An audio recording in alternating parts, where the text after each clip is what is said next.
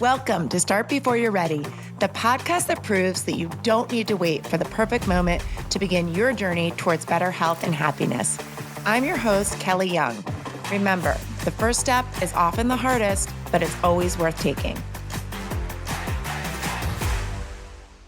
Hey guys, it's Kelly, and I am back with another episode of Start Before You're Ready.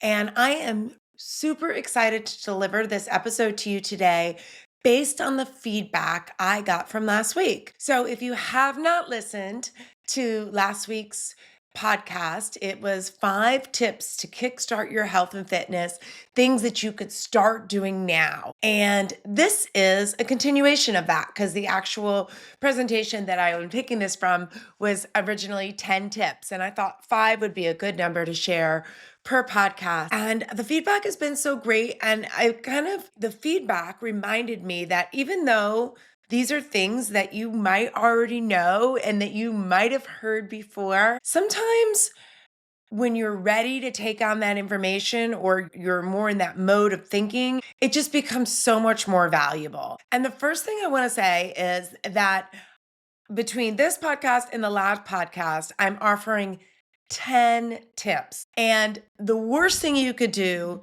is try to do them all and get overwhelmed and then stop. So my first pre-tip for the tips is do not try to do them all. Listen to these tips and see what resonates with you. See what you think like, oh, I could do that. I like to start with low-hanging fruit. Like, oh, I could do that. That sounds doable. That sounds like something that I could take on right now. Or I'm already doing that a little bit. I think I could dial in on that. I really don't want you to overwhelm yourself. Now, if you're like, oh, I already do that, then we got to find one for you that you can start doing. That's going to be a little bit of a different challenge. And maybe you're doing a version of all of these things, but there's like a little element of it that you feel like you could make improvement on. And you'll hear me say this over and over again, but I really think it is incredibly valuable to think about building upon your own success. In fact, I just had a meeting with the individual challenge participants. We offer a team challenge and an individual challenge every year. If you're listening to this and you're like, oh, I want to do that, it's just starting, so we might be able to squeeze you in there. But it's basically a 6-week challenge where people focus on their health. That's basically what it is. If I have to sum it up, and they don't feel guilty about it because they're like, well, I'm doing the challenge. I need to do this. It's like they're committing to it. They're saying this is going to be my priority. And it just gives them some accountability along the way. But one of the things that I asked them to do in the meeting was to write down all of the things that they are doing right now that they would consider a healthy habit or something positive or something that they know is helpful for their physical or mental health. And it was really interesting because I think at first they were like, I got a couple things, but then they really started to think about it. I gave them about 3 or 4 minutes and then they really started to think about it. And we came up with some really interesting things on our list. And one of the things that I did it with them.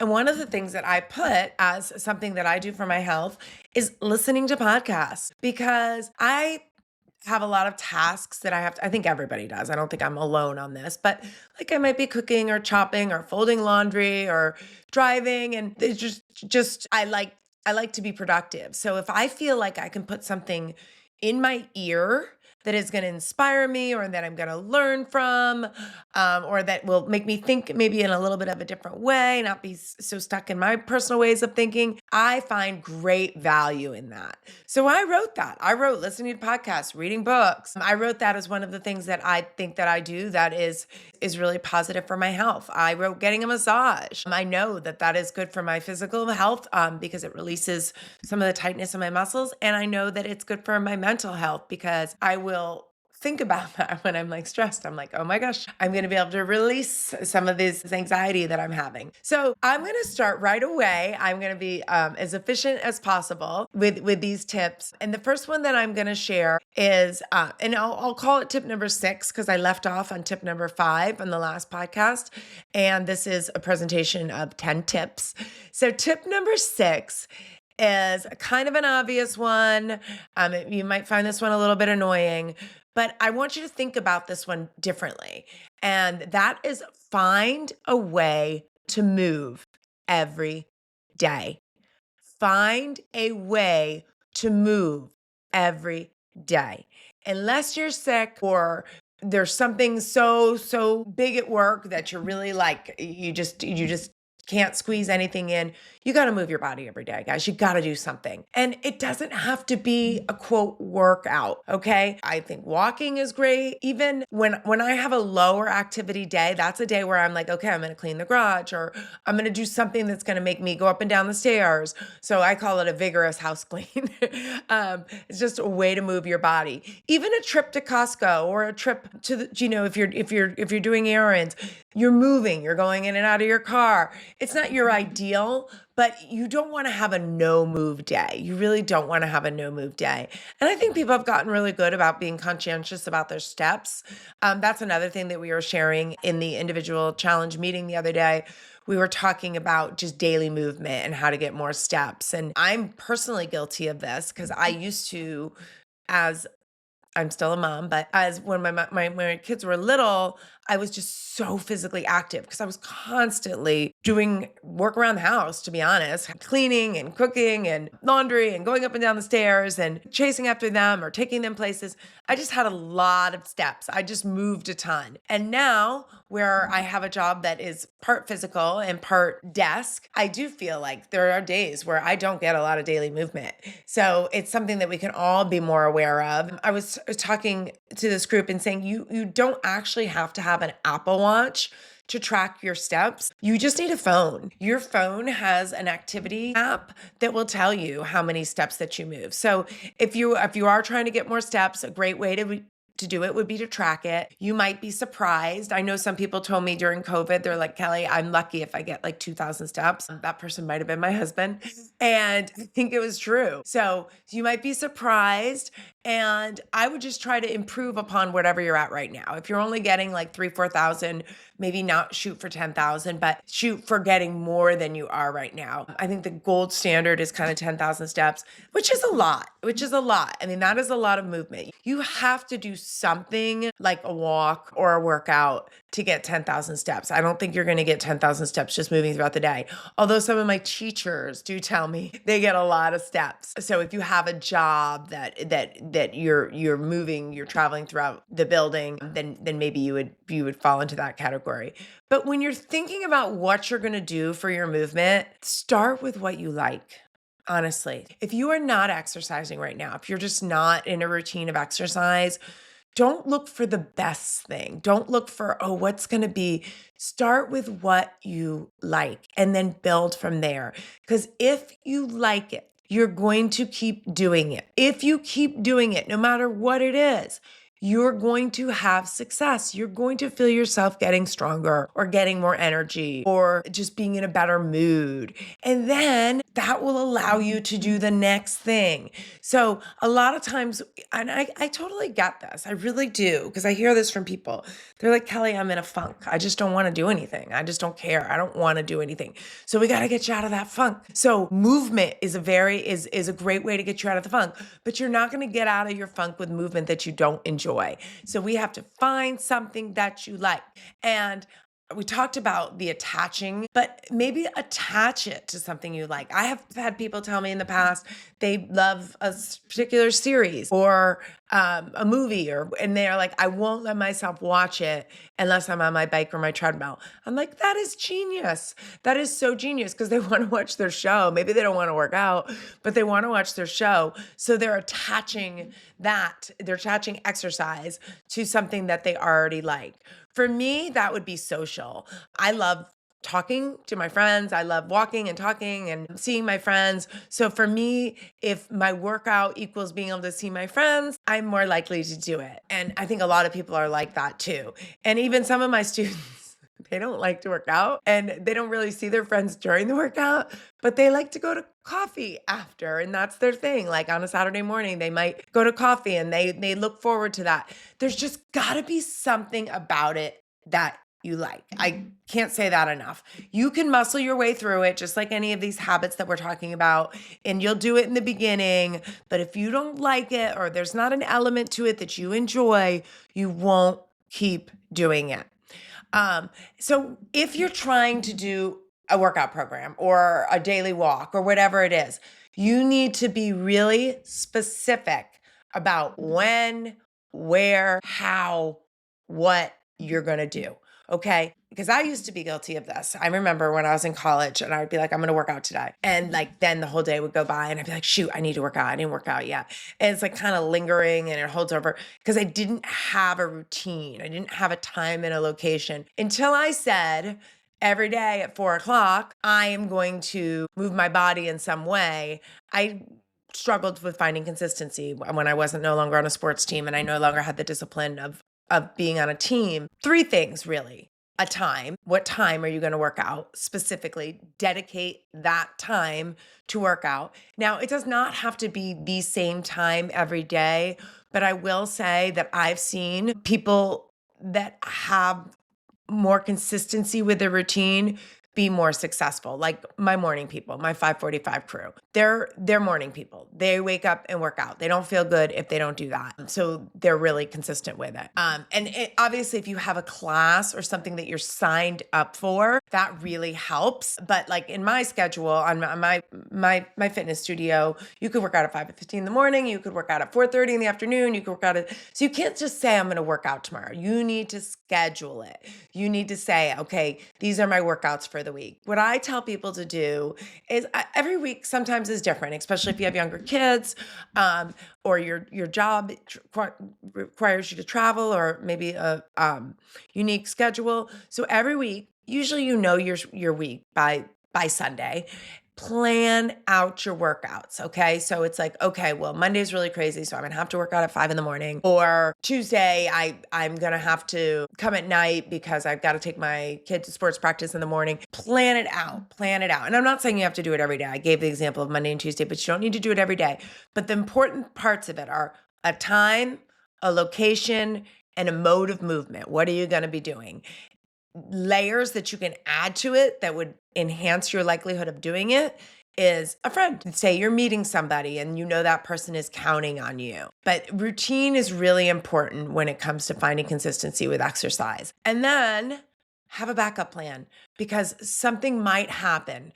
Your alarm didn't go off, God forbid, or something happens where that planned workout that you had all the intentions of the world, you got stuck in traffic, didn't happen. So what are you going to do now? You got to do something because you have to find a way to move every day.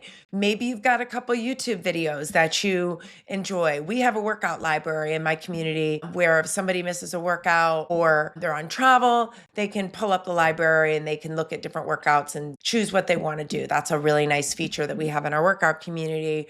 And people do it. Sometimes they're Wi-Fi, they're having issues with their Wi-Fi and they're trying to do a Zoom workout and they're like, oh, Kelly, I just went to the library. I just did a workout from the library. So that would be a good example of a backup plan. You could find something on YouTube. You could even have your own little workout routine or your own little circuit that you create for yourself at home, but you want to have that backup plan. And then also remember, something is always better than nothing. We're trying to create the habit of daily movement. We're trying to create a response from your body that when you don't move, you don't feel great. It's like, I got to do something. I got to move. I think that is what will really help you be consistent with this. So remember, something is always better than nothing. We talked in the beginning about the vigorous house clean or doing shopping or errands, something where you're going to be on your feet more. Maybe there's a project that you have that you know is going to be physically taxing. That would be a good time to tackle that project. In fact, like on Wednesdays, I teach a strength class. I don't really do any cardio on Wednesdays. So I try to do something. That's the day where I try to do like more of my housework, just because I want to get more movement in, and I want to make sure that I'm not, because you don't get a lot of steps in a strength training class. So that's why I choose to do that way. And remember, change equals change. So if you're looking for, say, a body composition change, or you're looking to lose weight, you probably don't want to do what you've always done. If you feel like you've kind of been doing the same thing for a long time, your body's kind of used to it, you're not sure if it's working anymore, mix it up. Find a way to mix it up. Change equals change. That's one of my favorite sayings. And I think it not just with fitness, but I think it with life. I think sometimes if you need to change, you got to change something. If you do everything the same, nothing's going to change. You got to make a change. And I talked about this earlier and when I think we were talking about habit stacking in the last podcast, attaching walking after a meal. That's just something that is going to really help you with your digestive system. If you have any blood sugar issues, that could be incredibly helpful. Also, it's certainly going to help you with weight loss if that's one of your goals, walking after a meal. So, tip number 6, find a way to move every day. We're going to move on to tip number 7. And this one, I think I probably am known for being a little cray-cray with this. But sometimes I think in order to really do something, in order to nail it, you got to be a little cray-cray. And this tip is do not have a meal or a snack without protein. Nothing. Never. Ever. Don't let it happen. No bagels. I use the example, bagels and bananas. I don't know why. I just feel like because when you're younger, especially, it's like, oh, I'll just grab a banana or I'll just grab a bagel. And there's nothing wrong with those foods, except there's no protein in them. So you need to put something with it. Okay, have a bagel with eggs and turkey sausage, or have a banana with peanut butter and chia seeds. You got to get the protein in there, okay? So I recommend to my clients to eat your lean body mass in protein every day up to your ideal body weight. That scares people, but it really is the secret sauce for body composition change. Especially as we get older, we need more protein. You would think it would be the opposite. You would think like younger people growing, they need more protein, but no, it's not. Older people need more protein. And you can't have a meal that doesn't have protein in it to reach your protein goal each day. It's one of the reasons why I personally, and I'm not an expert on this by any means, but I personally don't recommend fasting to my clients because I know how much protein they need to get. And I think it's very hard to do in 2 meals. It's kind of a simple principle, but a lot of my clients need over 100 grams of protein. And I think it's hard to get more than 50 grams of protein in a meal. I personally don't usually do it, maybe sometimes, but that would not be my norm. So that's why I struggle with the idea of fasting, because I believe so strongly in getting enough protein and making sure that you eat your lean body mass and protein every day. So if you don't have a like an InBody or a way to measure your lean body mass, you can do, there's other calculations that you can do, but it's approximately 0.73 to 1 gram of protein per pound. So if you weigh 150 pounds, then you could have up to 150 grams of protein. Like that would be like somewhere probably between like 120 and 150. Don't quote me on those numbers. But the idea that you're eating about 0.73 to 1 gram of protein per pound. We talked about this a little bit, but I'm going to say it again. You want to spread this out throughout the day. You don't want to get to dinner and say, oh my gosh, I only had 20 grams of protein a day. Let me have 100 now. That's not an effective way to do that. You want to make sure you're spreading it out throughout the day. So this is a general statement. If you're a smaller person, some of my smaller women only have about 75 pounds of lean body mass, so they only need about 25 at meals. But most people need closer to 30. I really recommend 30 to 40 at each meal, giving the range of 25 to 45, but really 30 to 40. Now, you could certainly have more. There's some guys that in my community that have a lot of muscle that need over 150 grams of protein a day, and that would require them to have like 50 grams at each meal. You know, people always say, well, how do I do that, Kelly? Oh my gosh, that's so much protein. How on earth do I get 100 grams of protein a day or 100? I say big bang for your buck. That's the way I look at it. What's your big bang for your buck? What is that big source of protein at each meal? And it doesn't have to be animal protein. It can be a variety of sources of protein. Does not have to, you could be a vegetarian and still reach your protein goals. It is harder. It is absolutely harder. And I don't feel uncomfortable saying that most of my vegetarians really struggle with their skeletal muscle mass. You can tell that they don't get enough protein until they start really trying. It takes a lot more effort, but it's totally, totally doable. Vegetarian is obviously easier than vegan. If they'll eat eggs and yogurt and cottage cheese and that one whatnot, that will help. But you could totally do it on plants. I've seen some people get incredible results from solely plants. But if you are somebody that eats meat and fish and chicken, 1 ounce, and this is an estimate, but it's a really easy way to think about it. 1 ounce of whatever protein, whatever meat source, chicken, fish, beef, is about 7 grams of protein. Okay. So if you have a 5 ounce chicken breast, which is not a huge chicken breast at all, it's actually a moderate size, average size chicken breast, that's 35 grams of protein. Boom, you did it. Okay. If you have a cup of Greek yogurt, depending on the kind, that could be up to 25 grams of protein. Cottage cheese, eggs. This is one thing that I always want to caution people, because a lot of people say, oh, yeah, Kelly, I have 2 hard-boiled eggs every day. I get enough protein. I'm really good about my protein. I'm like, that's 12. We need to get to 30. How are we getting to 30? So you got to add to that. You've got to eat more than just 2 hard-boiled eggs. And truthfully, 2 hard-boiled eggs isn't enough. It's like 120, 130 calories. You need more food than that. Egg whites are a great supplement. I consider them a supplement, meaning that I basically use them as an avenue to get my protein. I love eggs, but I like to eat, I love like to make like an egg white scramble. That's probably my primary source of protein, mixed with regular eggs. Can of tuna is a super easy way to get to your protein goal. People always say, well, what about a shake? Well, should I have a shake? And here's what I say about a protein shake, any kind of protein shake, whatever you're making it with. If you love it, yes, absolutely. It's a great way to get a high quality protein source quickly, right? But if you don't love it, shakes aren't that great. I mean, they're processed. They're not like a superfood by any means. But if it's something that you enjoy, what I like to do is mix real food with it. So I'll make my shake and I'll put a cup of frozen berries, and that helps me with my fiber goal.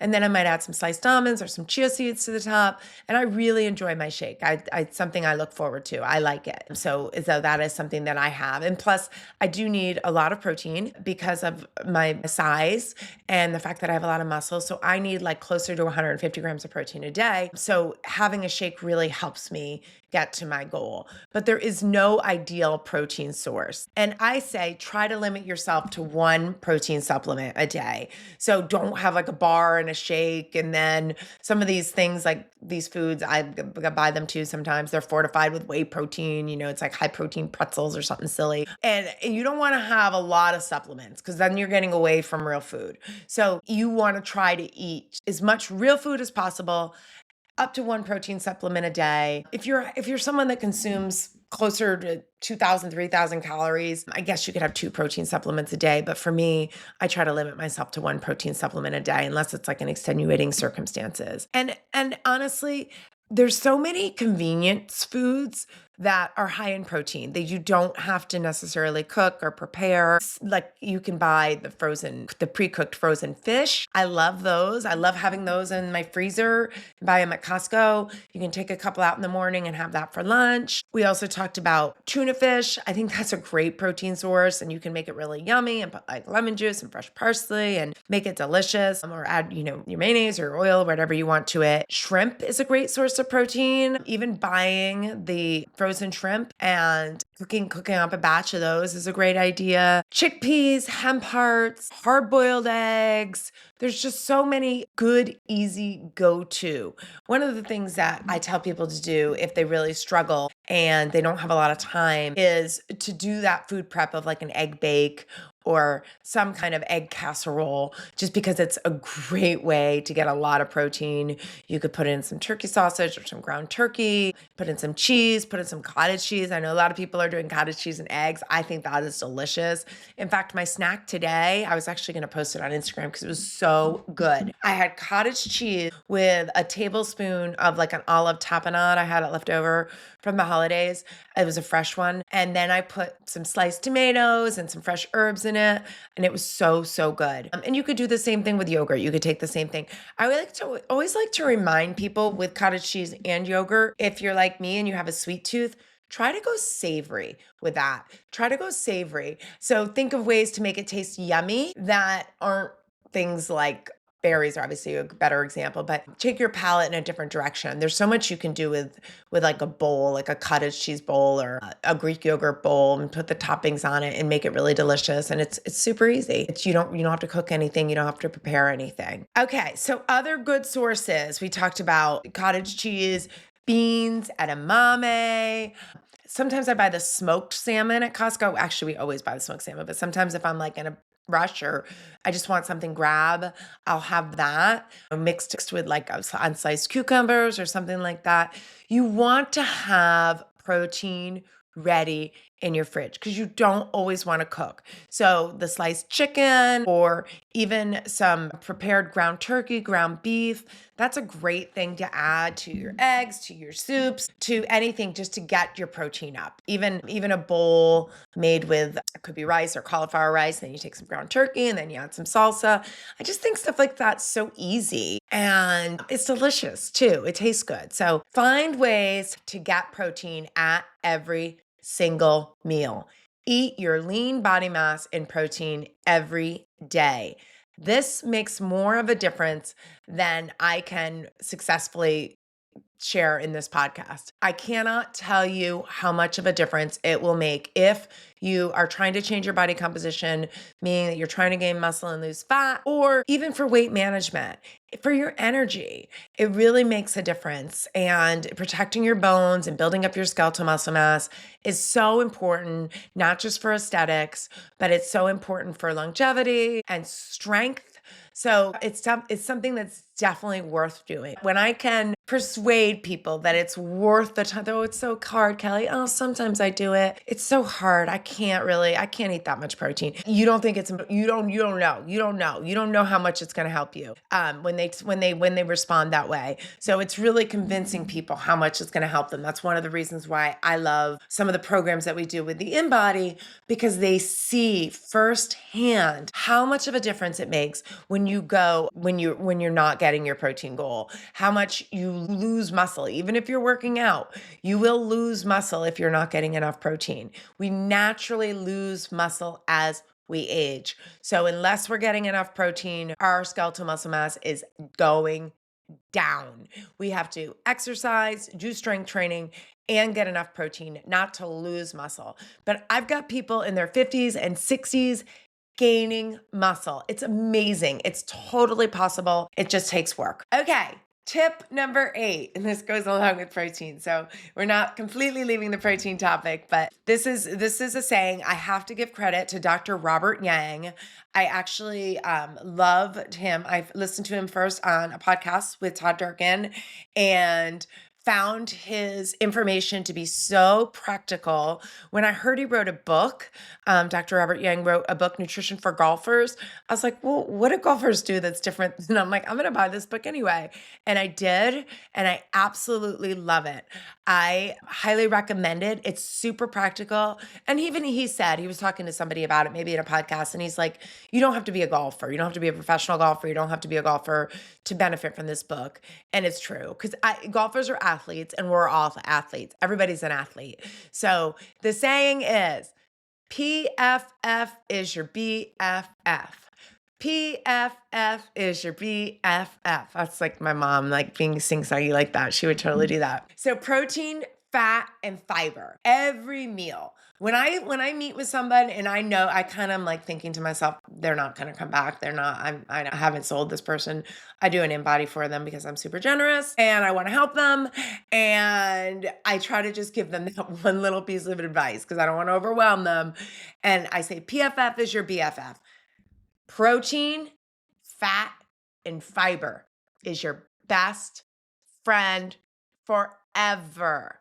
You do not want to consume a meal or in one sitting and not have all three of those things. It's hard. It's hard. The fat's not so hard. The fat's the delicious part, but the fiber can be hard. So what are ways to get protein, fat, and fiber at every meal? We talked about it. We talked about the bowls. Your beans could be your fiber. Your chia seeds could be your fiber. Your berries could be your fiber. Your fat, I find fat to be the easiest one because I love avocado and I love seeds and I love nuts. So I find fat to be the easiest one. I usually over consume fat. Your egg yolks can be your fat, your olive oil, your salmon, good fat. Protein, we talked a lot about protein, but combining those three things together, protein, fat, and fiber, not only is it a very healthy way to think about your meals and your meal planning, but you will be full. That is the beautiful thing about those three things, especially when they work together. You won't be hungry. We get into trouble because we're hungry. If we have protein, fat, and fiber at a meal, we will not be hungry. Those foods will fill you up. It's a very simple way to ensure that you're eating a healthy diet. Real food fiber is a great way to ensure that you're getting the proper nutrients because the foods that happen to be high in fiber happen to be highly nutritious. So think about that with every meal. I think fiber is really the key to weight management. And I think that it's probably the most under consumed nutrient. And it's hard. It's hard to get 25 grams of fiber a day. I shoot for 35 grams and I don't nail it a lot. I have my secret sauce, my PFF bomb, I call it, is a chia pudding. I make a chia pudding, I batch it. I'll make it in little cups and I put 2 tablespoons of chia seeds.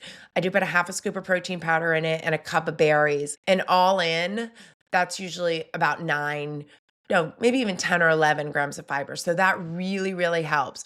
But on a day where I don't have a chia pudding, it's hard to get to my fiber goal. Most vegetables, like, I don't want to be wrong, but like 2 cups of broccoli has maybe 4 grams of fiber. 2 cups is a pretty good amount of broccoli. So usually your greens and your vegetables, you have to eat a pretty good amount of them to get to your fiber goal. Hearts of palm, artichoke, those are great low carb fiber sources. Beans are great. If you can tolerate beans are a great source of fiber. Edamame is a great source. Eggplant, I'm a huge fan of eggplant. And I forgot the exact amount of fiber, but I think it's like 8 grams in a cup. There's a lot of fiber in eggplant. Cabbage. I usually make every week, I'll make either a cabbage slaw or a broccoli slaw. And that's just something delicious and ready that lasts like 3 or 4 days that I like to have in my refrigerator that I add to things. So fiber is the hardest one, but you just have to be strategic about it. Apples, berries, really all of your plant foods are going to be your best ways to get fiber. People always say, oh, Kelly, I have this bar. It's got 10 grams of fiber, 10 grams of protein, 10 grams of...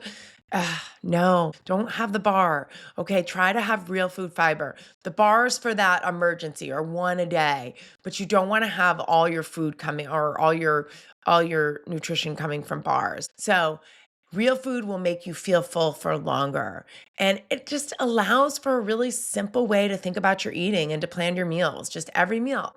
What's my fat? Oh, what's my fiber? It's almost like a recipe for yummy because fat makes food taste better. I don't like low fat food. I don't think it tastes good. I think fat enhances the flavor of food. Now, that's not to say, put half a cup of olive oil, but a tablespoon of olive oil will really enhance your food, or avocado will really enhance your food, or nuts and seeds will really enhance your food. So PFF is your BFF. It allows you to feel satisfied. It reduces your sugar cravings and it helps with bloat. bloat, okay? Getting enough fiber is going to help you with the bloating. Tip number 9 is to create a forever style of eating. So stop looking for outside sources to solve your health and fitness needs. Stop wondering about the blank blank diet or the this or this is the salad that so and so eats. Look at what you like. Look at the foods you already enjoy. Make a list of every healthy food you enjoy, and that's your solution for your style of eating. Oh, well, here's foods I already love. They're pretty easy to prepare and I need to have them on hand. I need to make them accessible. I need to be really conscious to have my environment push me towards these foods. And that's how you create your style of eating. Don't look for whatever somebody else is doing. That could get you into a lot of trouble. And most people have stories where they're like, oh, I tried this, but then this happened, or my stomach got torn up. And it's like, okay, just because it's a great food, even though it's a healthy food, it might not be a great food for you. You have to look at how it makes you feel, if you like it, if it's something you can afford. There's so many things that you need to look at, but don't be too strict, okay? So if you're like, okay, it's New Year's, I need to be healthier, I need to lose some weight, I need to drop some pounds, I'm going to start eating salads. And then you eat salad with chicken, plain chicken. And, maybe you put some peppers on it or some cucumbers and you don't put any dressing on it because you're like, I'm trying to be really good. I'm trying to be low fat.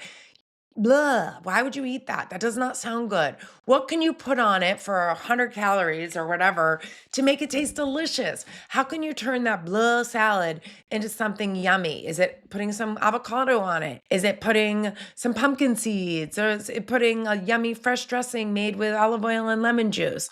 You've got to make your food taste good. Don't be too strict. And make sure you're incorporating your favorite foods.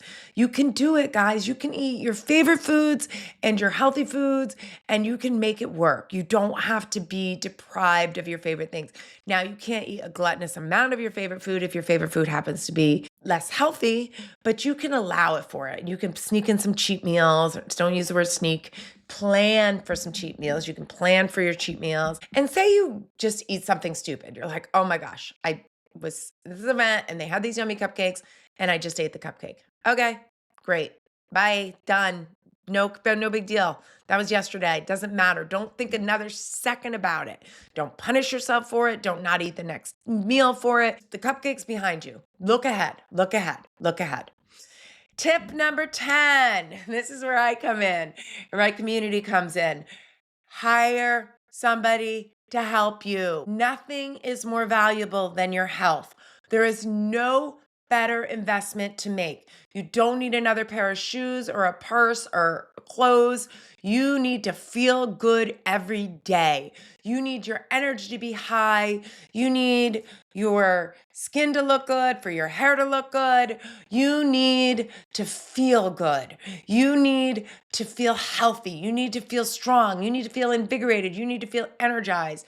And you need to take whatever steps necessary to make that happen. And it doesn't have to be with me or with my community. But if you need help, guys, hire a professional, not a yo-yo, not someone that's pushing supplements or food that's not real, not that person, somebody that truly has made it their life's work to help other people move their health in the right direction, not some quick fixer. Okay. If it's a quick fix, if it's something you have to go down on the DMs about, or a 6-week, whatever. Nope. No, thank you. That's not what I'm looking for right now. I'm looking for long-term success. I'm looking for someone that's going to help me with my health. Start with your general practitioner. If you haven't done your blood work, go get your blood work done. Find out what you're deficient in. Find out what you need to make sure. You need to have a heart healthy diet. Is your cholesterol high? Is your blood pressure high? Look at all of those things. But it has to be somebody that has your best interest at heart, okay? And if you're in a place where you're like, you know what, I really know what to do, I just need the accountability, perfect. Get a friend, get somebody that you can be accountable to, and be really specific to how you guys are going to help each other. How are you going to communicate? When are you going to communicate? What are the expectations? That's what I do in any of my programs. And that's what Amy and Gretchen do as they're coaching their nutrition clients. We have it will have just started. We have a new nutrition coaching program starting on Sunday. So it will have just started. You could definitely catch up. It's got individual coaching.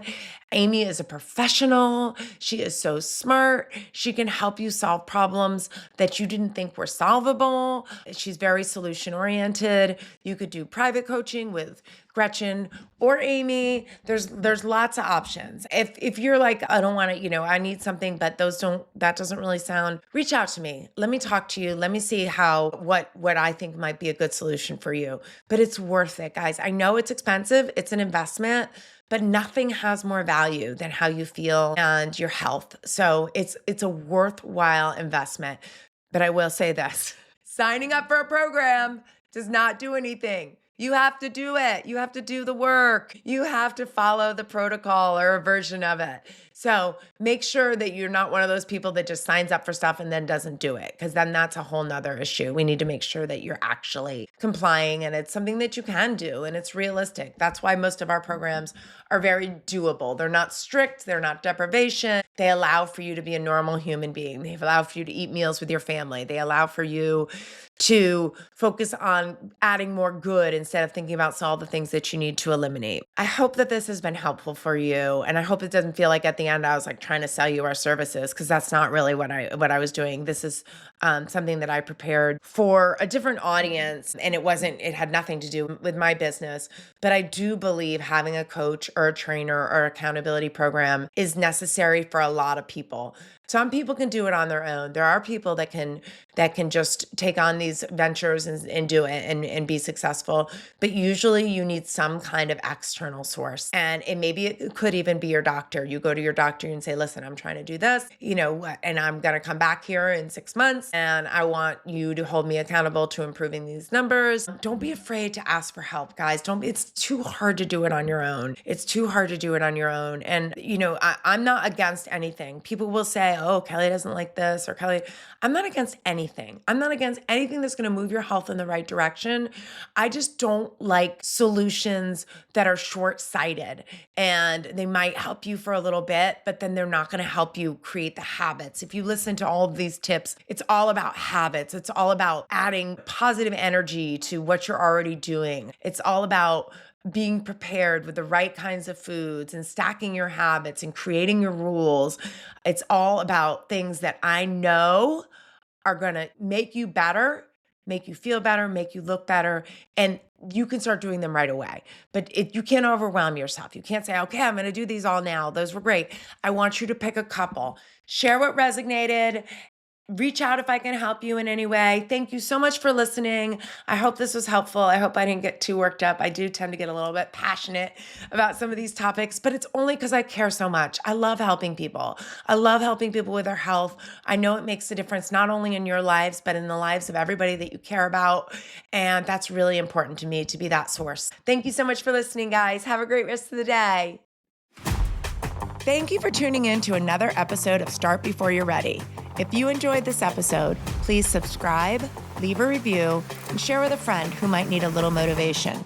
Ready to start your own journey? Check out our workouts and nutrition coaching programs at kellysbootcamp.net.